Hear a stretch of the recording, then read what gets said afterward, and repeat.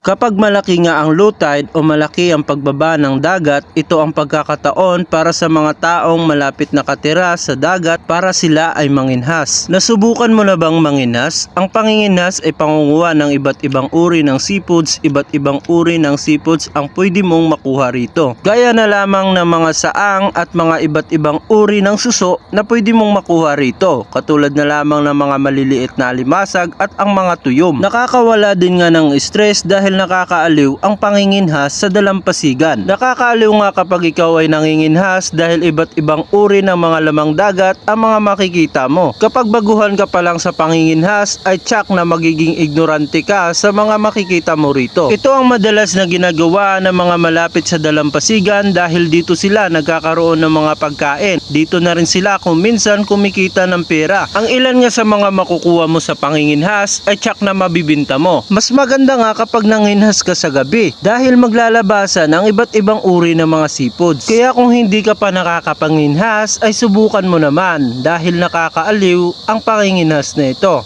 Oh, ma'am, ano po yung ginagawa niyo po dito, ma'am? Ha? Nanguha ka ng kinason, ma'am? Grabe, ang bilis manguha, oh. Grabe, pagsanay ka na talaga, mga ka-G. Bata pa siguro to, no? Nandito na to. Ito din, oh. Yan, oh.